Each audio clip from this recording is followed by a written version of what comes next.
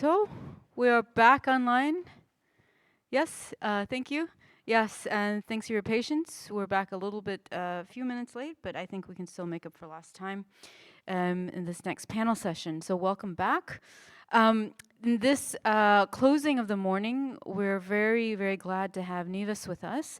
She is a representative of the JRC and definitely an expert of energy citizenship. We saw her presentation at the EU Sustainable Energy Week, and we said we must have her. Also to give her view of energy citizenship.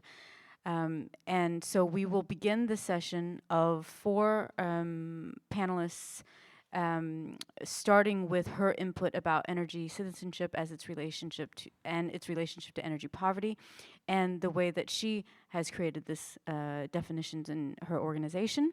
And we will then seed our discussion with her input, and then try to link up all that we've heard this morning with the daily work and the concerns of the people in our panel about how to put this concept to work in their everyday lives. So I give now the word over to Nives if she's online. And welcome, good morning, and the floor is yours. Thanks a lot, BinBin, for this nice introduction and also invitation. It's a great honor to be here at this panel event of ENCLUDE, which is a great project that I've been following, given my research interest, but also given the impact that it has on both citizens, as we have seen also from the nice experiences that we heard, and on policy making as well. So I hope the presentation that I will share with you today will be also of interest to you, and then it will provide some inputs for discussion with the other panelists. And so, yes, just sorry not to be able to be in presence, but we save some emissions. Let's put it this way. So the perspective that I will share with you today is the one of behavioral and social scientists. So that's why you see in the title social and behavioral science behind energy citizenship. And today I will just share some of the works that center on the way we operationalize at the JRC energy citizenship. And if we go to the next slide, I would just want to mention that the unit where I work. As you have seen, we have also heard the perspective from Tessa, who is also from the JRC. The JRC is a big scientific hub full of scientists that provide the scientific evidence to policymakers, so the European Commission. And we are both actually, me and Tessa, located in ISPRA.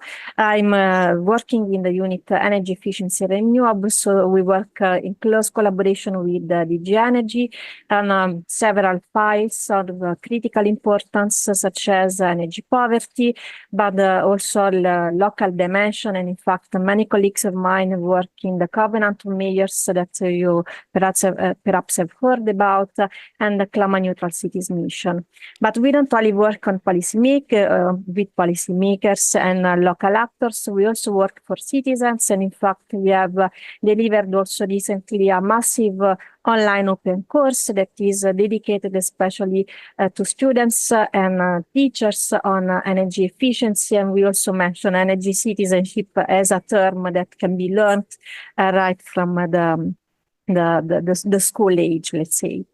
So this is the context where I work, and now we can go to the next slide to talk about energy citizenship and the way we operationalize it in our studies, and we intend it. Of course, we heard a lot already about this concept and the way it can be manifested from the previous presentations, which I really appreciated. I took a lot of notes, and in fact, energy citizenship is, let's say, a never-ending, evolving concept. So perhaps also with the contribution of citizens that will continue, it will still grow. But let's say that the way we intended is a process that makes citizens seen by policymakers no longer as passive receivers of interventions that can be policy interventions, but also, if you want, energy efficiency technologies that are designed by others, by technical experts.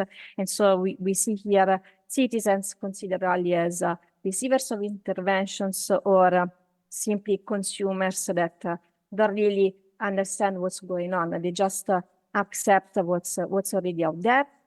But instead, we want to make citizens active in the process of the green transition. And that means not putting an additional burden on citizens' shoulders, but it means, as also mentioned before by BinBin, augmenting their individual and collective self-efficacy, so the agency, so that citizens can have a word on what's going on in the energy transition. And it's not about adding burden, but it's making them protagonists, because if they don't do so, then for sure someone else will decide for them, for them. So it's better that citizens have a word on what's going on. And there are, of course, many manifestations in which energy citizenship can occur. And of course, beyond consumption and adoption and energy efficiency, we can also think of, as mentioned before, taking part to individual or collective consumerism approach. And when there is some surplus in energy, then citizens can shape the energy system from also can shape the energy system into a democratic system, as they can take control of energy resources and can also achieve some social justice objectives, as the surplus of energy can be shared also with citizens that cannot afford energy bills. And so in this sense, we are talking about energy cooperatives. They can also become aware of the fact that they do have some energy rights that are not achieved in the current energy systems. And so by becoming aware of the energy rights, for instance, in energy debates, as it might happen in energy cafes, then they can demand changes to policymakers. So this is a bit the way we understand it. And we now, from the next slide, I will talk about some studies that you can also find online in some scientific journals. So the first study that I would like to share with you is about the energy citizenship of a particular category that is vulnerable citizens to the conditions of energy poverty. Energy poverty is a very complex problem. It's a multidimensional problem and is associated with three main causes in the developed countries. And so this is associated with the lack of access to energy services due to low income, due to high energy cost, and also to the unaffordability of energy efficiency. And this is due also sometimes with the lack of power. And energy poverty is studied from multiple dimensions, from multiple lenses, and the contribution that we made in this regard is the understanding of the problem of energy poverty through the lens of behavioral sciences. And why we are talking about this study in relation to energy citizenship, as somehow the condition of energy poverty prevents citizens that are vulnerable to the condition of energy poverty to express themselves as full energy citizens. And not because they don't want to do so, but because the systemic injustices that they face in the energy system prevent them to do so. And the effect that these suboptimal conditions that they face daily in the energy sense can also have a negative effect on the quality of their energy decision-making process. And so these kind of create a barrier for them to express their different manifestation of energy citizenship. And at the same time, the suboptimal conditions that they face has also an effect on an additional vulnerability, which is the vulnerability to face some manipulation by malevolent actors that might want to take advantage of the vulnerability to cognitive biases, for instance, to unethically increase their profit. Think, for instance, of some energy providers that might use energy data for commercial purposes and they exploit the fact that vulnerable citizens might agree without actually actively agreeing with these commercial purposes, because they are filling a very complicated form that they cannot have the time and the cognitive resources to fully access. And so what we are saying here is that behavioral sciences can provide policymakers with an additional lens to understand the problem, that is additional barrier to the full potential of energy citizenship among the energy poor, and also behavioral sciences can provide additional instruments that policymakers can use to empower energy poor. And in this sense, an additional instrument can be boosts that are kind of educational instrument, if you want to put it in this very simplified way, that target core competencies. And if you know Amartya Sen, these also go in the capabilities approaches, then citizens are equipped with core competencies like energy literacy or digital literacy, so that then can become also autonomous decision making. So this is one study, and if we go to the next slide, we are again talking about energy poverty, as we focus specifically on this particular group, as we want everyone to be energy citizen, not only we want specifically to target those that are facing the systemic injustices. And energy poverty can be understood, as mentioned before, as a failure of the energy system. And in this study, we adopted not the behavioral science lens, but we adopted the energy justice lens to understand the problem of energy poverty, and also to understand whether we can identify instruments that are already available and tested either by European projects or in scientific articles that can enable the energy poor to go through that process that I mentioned in the second slide, which is the process from mere passive receiver of intervention to full energy cities. And this process is actually a way for the energy poor also to address those energy systemic injustices that they face.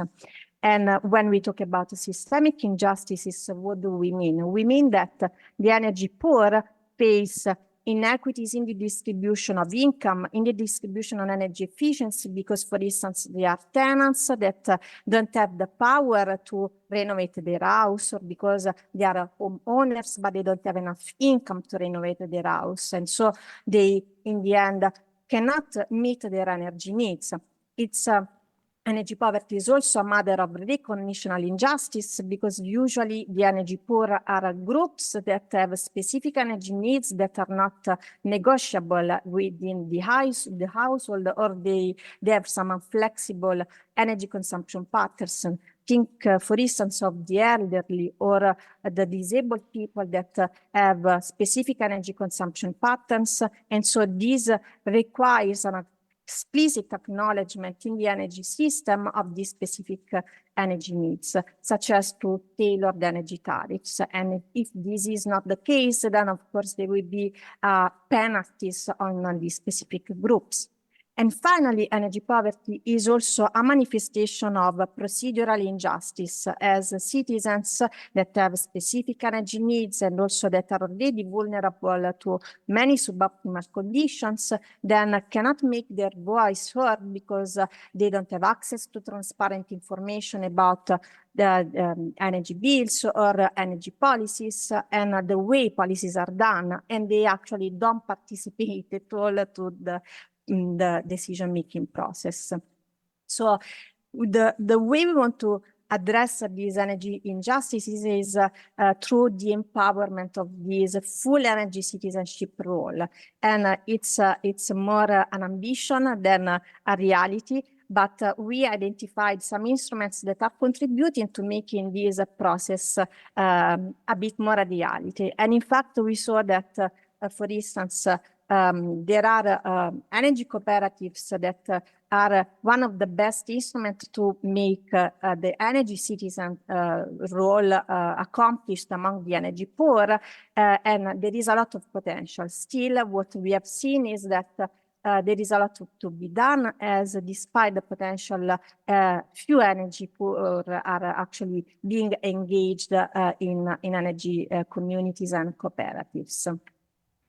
And then if we go to the next slide, I just would like to mention that these studies had also some policy impacts, as they inform the key policy documents, including the recommendation on energy poverty.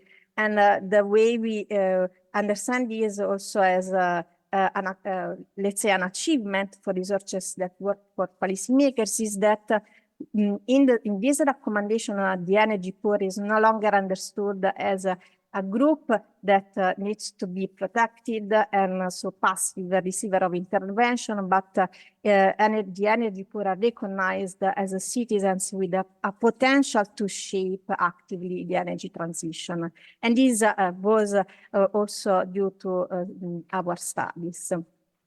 And the next slide. Here we take a different perspective as, let's say, in the ambition to promote energy citizenship, we don't need to target only citizens, but we also need to target sometimes policymakers. As policymakers at different level are those that create the conditions for energy citizenship to thrive. And sometimes this is not that straightforward. So in this study, we actually focused on local decision makers, and this was a project that was conducted within the Climate Neutral Cities mission, when we conducted a survey on the expression of interest that cities had to make to participate in this mission. And we tried to measure the so-called climate justice awareness. So we wanted to understand whether local actors, so cities, when they were designing their climate plans, their ambition to achieve the climate neutrality by 2030, were actually taking into consideration the pillars of climate justice. And why we decided to do so? Because we said that if local actors, cities, are aware of the procedural, distributional, definitional, and intergenerational dimensions associated with their policies, perhaps they are also reducing the risk of these policies to exclude the most vulnerable from the climate policy process. They also are likely to reduce the exacerbation of existing inequalities or the creation of new ones. And this has a link with energy citizenship, especially if we think about procedural justice, as this means that policymakers are aware of the importance of engaging directly citizens in the policy process. And so we had an idea also of how citizens are aware of these different dimensions, and we could then suggest ways through which they can course correct their climate plans before they're actually implemented. And so this was also a way to make it more quantitative and operationable, a climate justice framework that is usually theoretical and policymakers don't often understand. And the last slide that I would like to share with you is again talking about policymakers that can create these spaces where citizens can perhaps take an active role in co-designing the solution and also in co-understanding the problem. And what we said in these studies is that as we are all human beings, both citizens and policymakers, perhaps when we enter in this co-deliberation process, we might all be vulnerable to the influence of cognitive biases, such as good thinking, such as stereotype thinking. And so the idea here is that behavioral sciences again can help in not only becoming aware of the fact that as human beings, we are vulnerable to the influence of cognitive biases. And so it's better to acknowledge this, to acknowledge the fact that we are more prone to some biases than others. And then we can not only diagnose our behavior, but we can also create some solutions to reduce the influence of cognitive bias on co-produced decisions. And so here there might be, again, some behavioral instruments that can be used and that also we reviewed in this other study. And with this, I thank you. I hope I didn't make you bored, and I'm very willing to engage in a discussion with you now.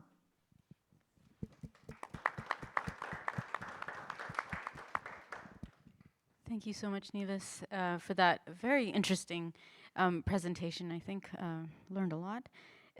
So now, before we go into the question, I'd like to just briefly mention who are on the panel with us right now, because we are two of us here in person, and then we have, in addition to Nives, two more online.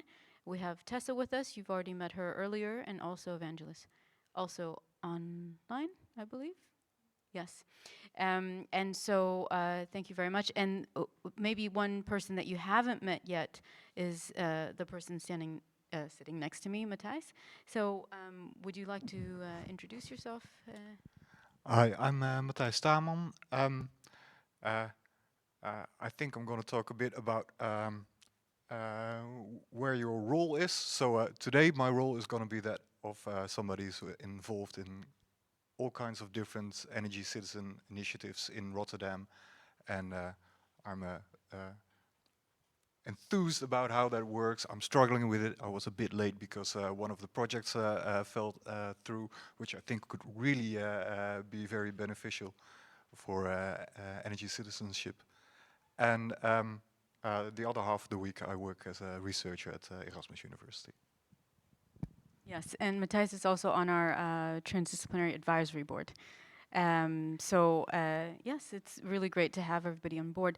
So there's a couple of questions I'd like to ask you. And I mean, we've heard a lot of different ideas about energy citizenship, both from Nives' point of view and then also the one that's been developed in ENCLUDE. Of all that you've heard so far, I'm just wondering, and just very curious, which is an idea that you can see being integrated to your day-to-day work in the energy transition, or what concept do you think you're interested in, but it might need more development in order for it to actually be usable for you? So I'm just wondering, you know, and if you were to choose one thing, right, of everything that you've heard us talk about, and just to recap a little bit from the first topic that we mentioned, which is this idea that energy citizenship is getting that clear, or getting the multiple facets of that concept clear, is useful for policymaking, because we become more clear about people's needs before dictating what kind of policies are right for everybody. To topic number 2, where we really looked at how the concept of energy citizenship, through different ways of clustering the citizen population, can be used to create different transformative narratives and scenarios for how we can go forwards with decarbonization using various types of simulation models. To topic 3, where we really, I guess, would be the link to Nives' input about social and behavioral nudges and identification of what citizens actually need in order for them to carry out action, rather than sort of being only passive, and to acknowledge what kinds of capabilities that need to be supported, and also the platform that we have. So of all these things that you've heard, which lands with you in terms of your day-to-day work? I guess from Vaggelis, for example's perspective of working with the city of Athens, from Tessa's and Nives' point of view from JRC, both from citizen participation specifically, and also this policy creation related to energy poverty, and Mattijs' work as energy activist himself in the community, but also as somebody who sees it from both sides of the, you know, both sides of the coin, also as a researcher. Yeah, so I wonder if any of you, it was a long question, but I was also trying to give you time to think.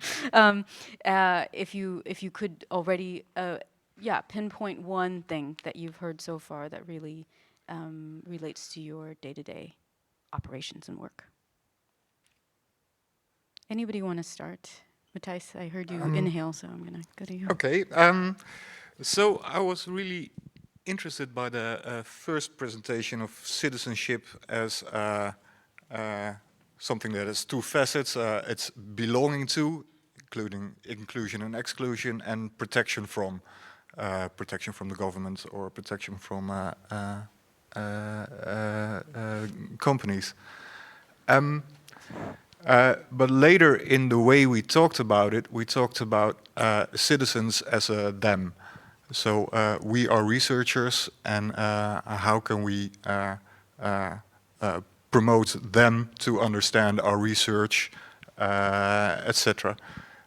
Whereas energy citizenship implies that we're all citizens, and every citizen has a job, so do we.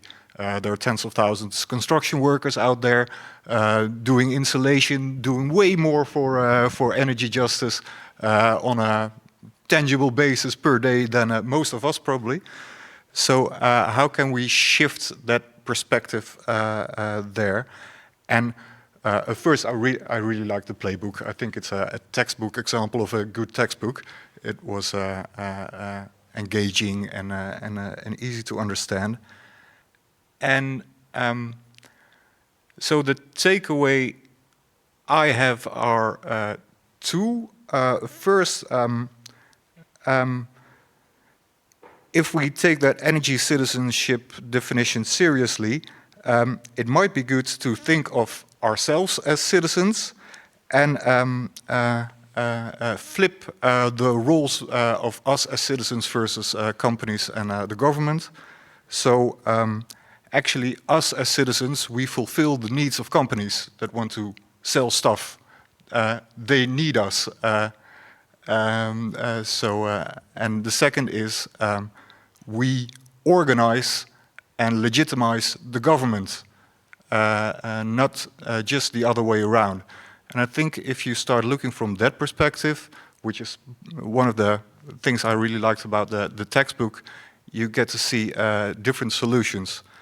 And the second, it's related to that, is that energy transition is complex and there are people falling in the margins.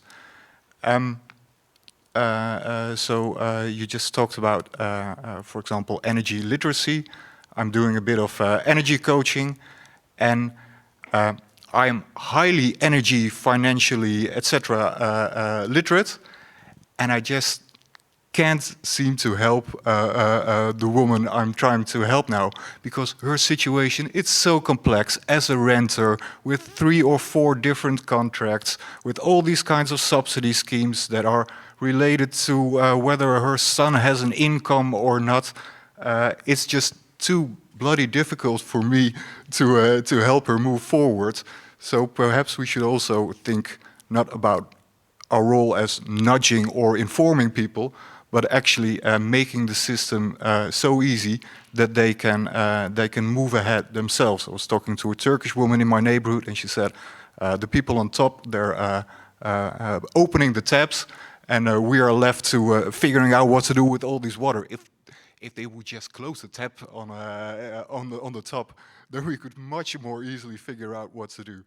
So I think as researchers and our policy makers, we have the very complex and complicated task of making things simple for people so that they can actually engage and have more agency and more citizenship in this whole transition. Wonderful. Thanks, Mattijs.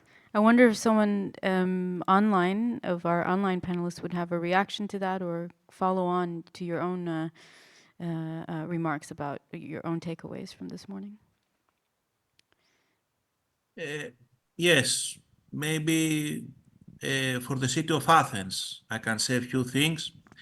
In general, I think that all these tools, methods that you have presented today are very relevant to our activities in the city of Athens.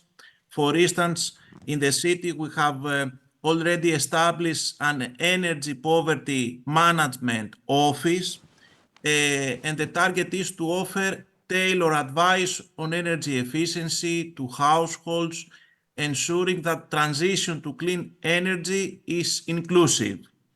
We have also the Athenian Energy Alliance, a coalition of 16 municipalities to provide altogether low-cost green energy to support vulnerable households. So I think all these methods with the social behavior analysis can support these structures in the municipality. We are also focusing on young generation through the Athens Climate Youth Assembly. We provide young people with a platform to actively participate in climate and social justice initiatives. We are also now running this period the Youth Climate Action Forum with the support of the Bloomberg Philanthropies. And the idea is to provide a platform for young Athenians to engage with decision makers, propose solutions in climate challenges, and actively shape our city's climate policies. So this initiative ensures that youth voices are not just heard, but play a crucial, a central role in creating a sustainable future. There are also activities with elderly people. We also provide, for instance, we have introduced the Age Smart scheme for providing assistance to elderly individuals through biometric watch.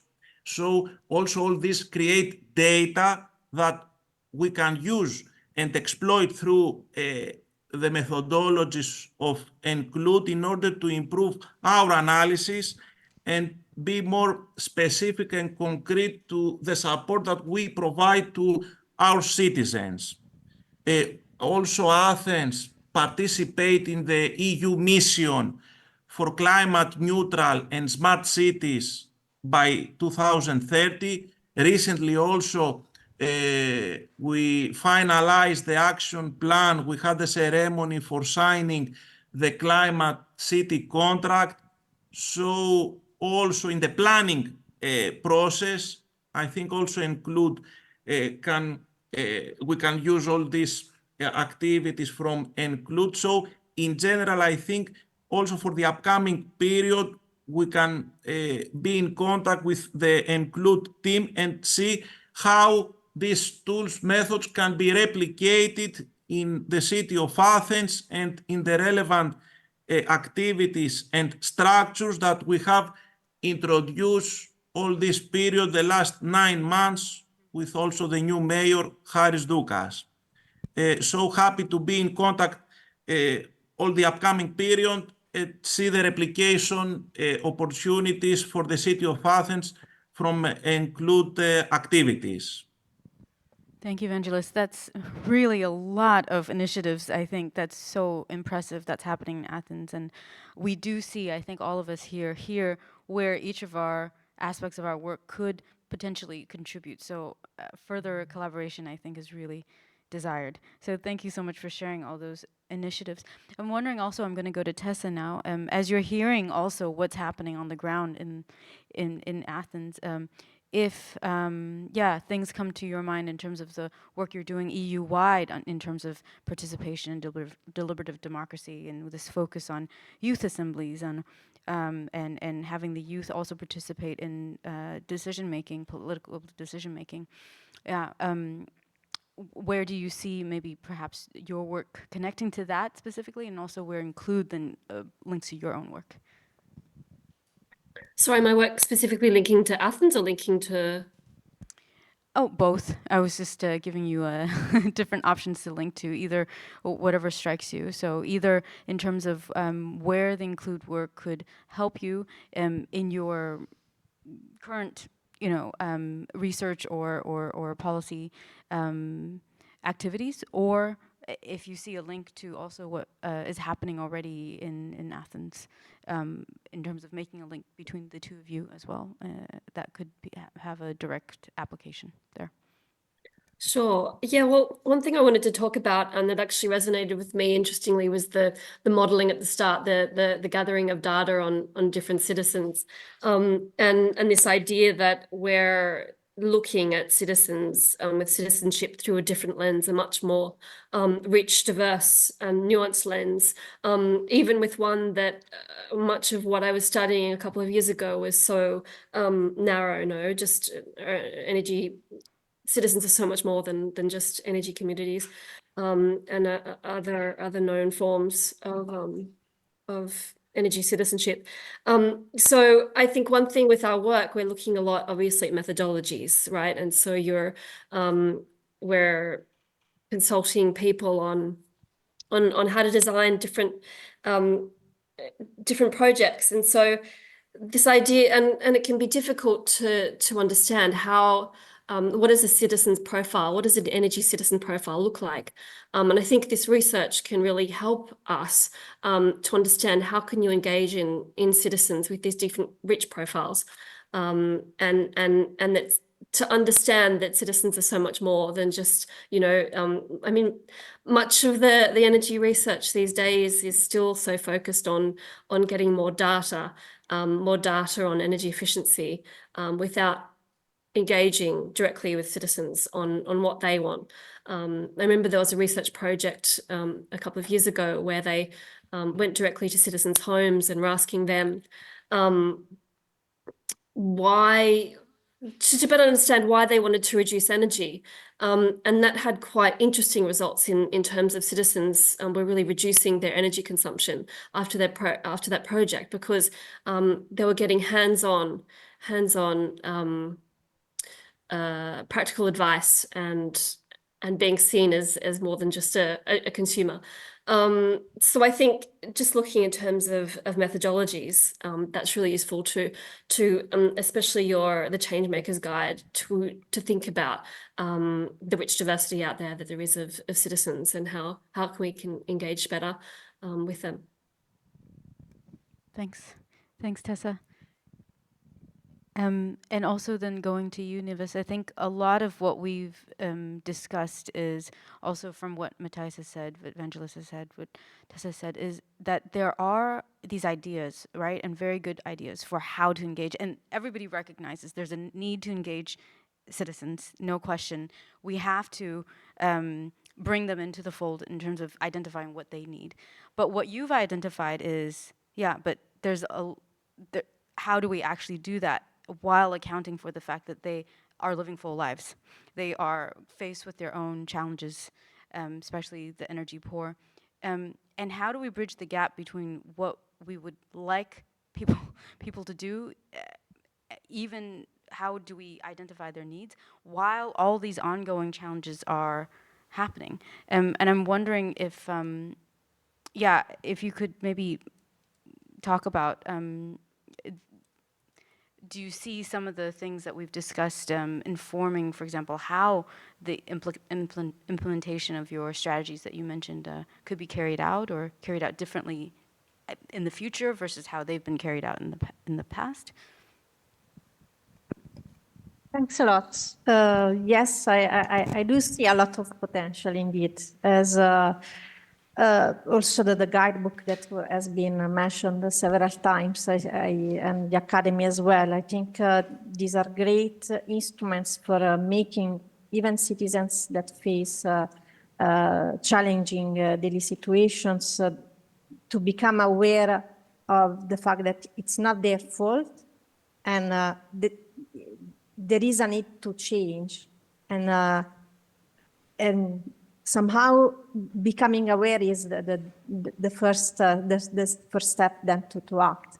Often when I talk about energy citizenship and energy poverty, then people tell me, but maybe we add an additional burden on citizens that are already facing daily burdens. But the key issue here is that we don't want to put additional responsibility on them to act, jeopardizing then the action of someone else that have, of course, more power and maybe also the responsibility to implement changes. But what we want to do is to really unlock their potential as citizens and their, and as you mentioned also, BinBin, we want to augment their collective efficacy as we want everyone to be part, and so not only to become passive deceivers. So the guidebook, the academy leadership, the leadership academy that you implemented through these projects can actually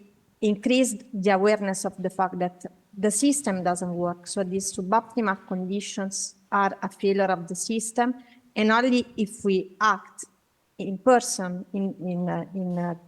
as a direct citizens, then perhaps we can see more changes also in the energy system. Of course, it was mentioned also before in the experiences that challenging situations require also specific projects, and we as technicians, experts, practitioners, sometimes we live in very privileged situations, and we identify some projects, but perhaps they are not fit to the needs. So we need also to create the conditions for those citizens that live in these challenging situations to express freely what they need without feeling stigmatized, because often it's not easy to say that we are facing challenging situations. We don't want to identify ourselves as low-income citizens who need support. So we need to create these conditions, and then and the first input here would be the creation of trust. And I think also the leadership academy that you created through this project is also a way to do so, because then there might be really members of the community that can be identified as trusted intermediaries of the process, and that then can bridge the gap between the identification of special needs and also the identification of solutions that can then address those special needs. I hope I have been clear. Yes, definitely. Very clear. Thank you. Yeah, and then I wonder, in my mind, I make a connection in your role, Mattijs, as an activist in the city, and an evangelist who's so involved in developing these new policies for Athens. And you made the mention that we should see ourselves as energy citizens, and therefore that's how we get into the position of speaking about these things in a more realistic, practical way. But I'm wondering, we recognize also the important things that Nives was saying, that it's how we frame ourselves, right? Do we frame ourselves as people with agency and thereby have the ability to engage with change? How do we balance that with what you're seeing on the ground also, in terms of not everybody having the luxury of taking on agency, right? It's not that everybody, for transformation to happen, you need many, many, many people to believe, basically, that whatever action that they take actually matters. But there's many more in the city that's just not a possibility, because there's so many more things standing in the way of that. And so when we want to scale change, right? We can do this in the academy, but we had 68 people who registered, right? But if we want to really scale up this change, how do we do so in a way that recognizes differences in agency, even as we understand that that is what's needed in order for change to happen? So I'm wondering if from the perspective of a person who's actually trying to do this change in the city, if there's anything you would want to communicate with the city of Athens, for example, in terms of what to think about as they're starting, 9 months into this journey of wanting to activate their citizen base.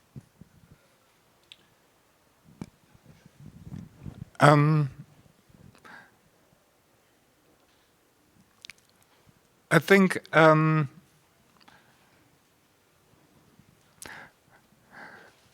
so I'm continuously practicing this, trying to find it out for myself, how it works. So no huge answers there. But for example, last night I sat down, I thought of myself, so what kind of an impact can I make? I thought that must be something, has something to do with the networks I help create or operate in. So how diverse, large, new and energetic are those networks? And can you find ways to contribute to that as a whole? And I think if you start from there, that might mean you make different decisions. For example, that you don't see a project like ENCLUDE as something that has an ending date and then needs to inform other people's for impact. Usually the impact you create is with this network we're building, with going from the next COP in Kazakhstan to people in to tenants in Ireland you work with. And if everybody tries to find a way to create stable, more diverse networks, for me that is a way I look at how to combine these different roles and see where my impact should be. Thanks, Mattijs. Vaggelis, do you have also a thought about, where you see in the future, where there's maybe potential also challenges, specific challenges in implementing all those policies you mentioned, and where maybe specifically a question might be, so that we can also start the discussion of how this collaboration can go forwards, and maybe we can already start to identify what is at the core of what's needed from the work that's been done here. We just start the conversation instead of ending it with this panel. Yeah, in general, I think the most important is always try to translate all these policies in simple messages that will be easy for the citizens to understand the benefits, how they can be involved in all these collaborative actions. So I think we need, for the upcoming period, to work on this direction and to exploit all this material from ENCLUDE, like this guidebook with the nice graphs, methodologies, to translate this, for instance, in Greek, and use this under the Climate Youth Assembly to promote this playbook. So in general, try to have simple messages for the citizens to understand all these policies, methodologies, and research work. Thanks, Vaggelis. I think one of the things that we also learned in the work, at least my own personal insights, was also that a lot of times we talk about participation and we talk about engagement, or we talk about energy citizenship as something that is good for people, or it's something that would be beneficial. And so we as researchers or people who are working on the side of good that we can see ourselves, try to find ways to promote participation, try to promote engagement, promote energy citizenship, because we think it's good, right? And I think we're now in this event really making the next step towards good is not good is not good. I mean, just because you can objectively say something like public participation is good doesn't make it make sense for people to do it for themselves, right? Because it doesn't fit into the daily grind of getting groceries, picking up your kids, cleaning the house. It just doesn't fit in. And so if we're serious about participation, if we're serious about, citizen engagement or energy citizenship, then somehow we need to make a deeper dive, right? Deeper empathy, deeper understanding of how are people living their lives, and then how does this idea fit into their lives, right? Rather than the other way around, which is, I think, the messaging that has happened before, which is that because this thing is good, you need to fit your lives to this good thing, and then because we're all moving towards the good thing. But I really think that, but then I think the difficulty is, but there's so many different lives out there. There's so many different ways in people live. How can we possibly understand each one and then have a customized word or customized policy for each of those? And I think this tension of recognizing we have to understand where everybody is coming from, but also needing to do this at scale, I think is at the heart of why this thing is so difficult, but always striving towards it. So I don't know, this is just my personal, it's not an answer, but it's sort of a core, complexity, right? That we have to wrestle with if going forward. Yeah, Mattijs. And so that people's lives are diverse and that participation is important. That's the first good thing. And then you said we must go beyond the good thing. So, for example, I read the Draghi report yesterday, and it would be really good if electricity prices would no longer be coupled to natural gas prices, so that consumers actually see the lower prices that should result from renewable energy. That has nothing to do with participation, but it will greatly enhance energy citizenship, I guess. And the other part is, so if we're participating, we're mostly studying people doing energy citizenship. And you can do that in ways that help them or ways that don't help them. So a lot of the initiatives I work with, there are often researchers coming by, hi, can you join this focus group or do this or that or something? So you deliver the data, and then somebody who doesn't really know what you're doing makes a generalized story about what you're doing and says, well, here you are, this is the reflection. And you think, well, I knew that, you studied me.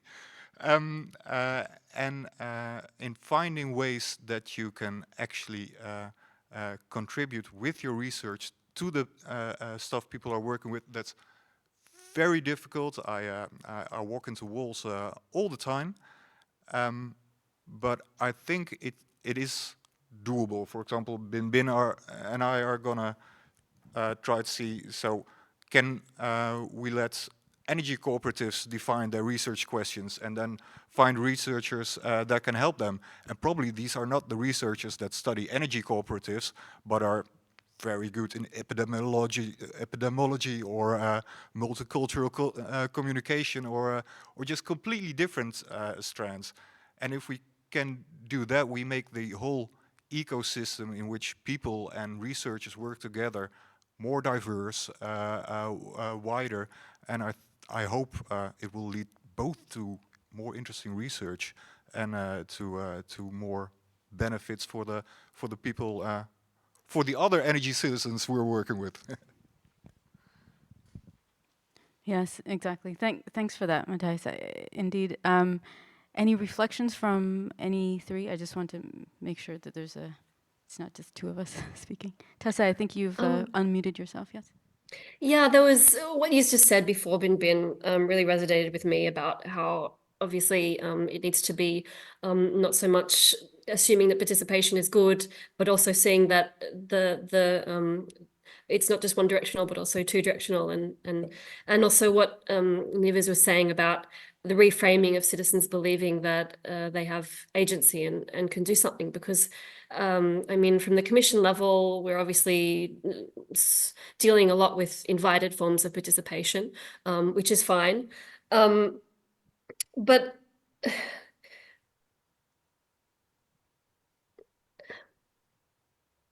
and just looking at one of the projects we were working on a couple of years ago called Comets, you know, it's trust, you've mentioned a lot in your research, is something that comes up, and it is not always difficult. It is not always easy to engage with citizens and to like incentivizing participation is not always that easy either.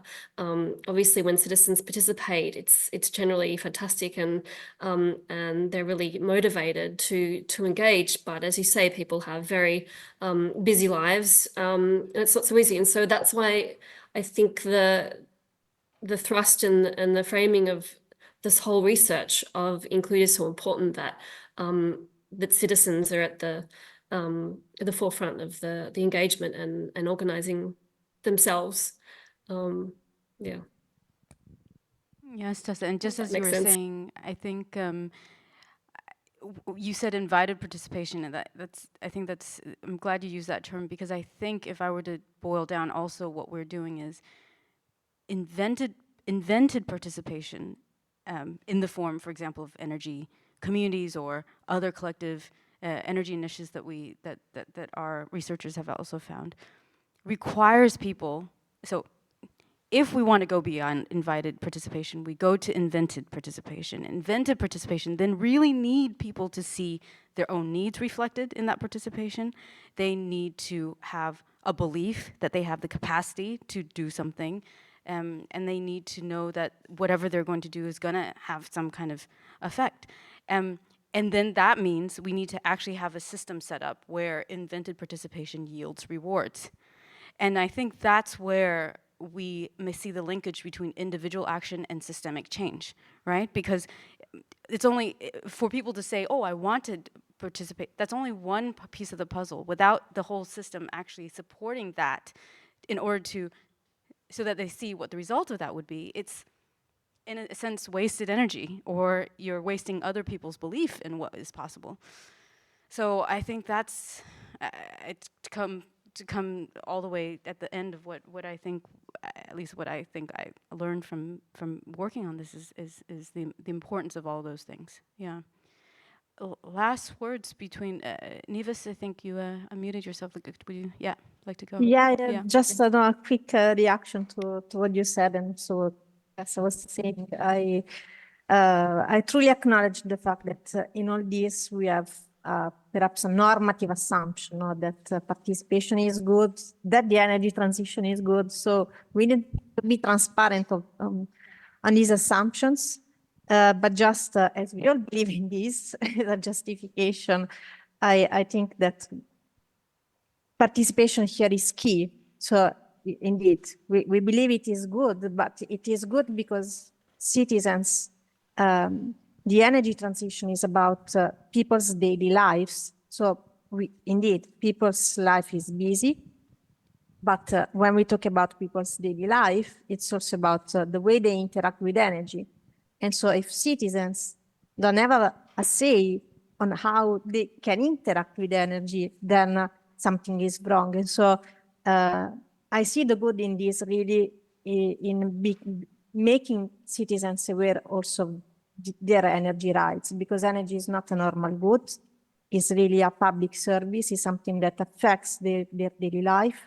And so when we want to, for instance, automatize the way they consume energy to respond to the price signals in demand response programs, then perhaps before reshaping the meanings and their practices, perhaps it's better to make them engaged and see what's going on. So just, yes, a thought aloud. Absolutely, absolutely, yes, yes. And so before we close, I want to also now open up the floor to any of you in the online world or in person here, if there's any questions for the panel or any of us. All right.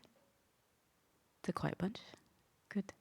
So then I will close then this morning and also the online portion of this final event. Thank you so much for everybody's efforts and participation. Really great to get your insights, and we learned a lot from you as well. Thank you for being our participants. Thank you, Mattijs, for being here on stage. Thank you for Cornelius and Sam for joining us as well. In the afternoon, we are going to continue this discussion, collect some of the thoughts that we've generated this morning, and really think about what to do going forwards, and acting on Mattijs's push to really see ourselves beyond the end of the project and really see it as a network effect, and see how we keep on going with some of the values and beliefs maybe that we have coming out of this research. So big thank you to all of you online. Thank you for all of you here. And we look forward to collaborating in the future. Thank you very much.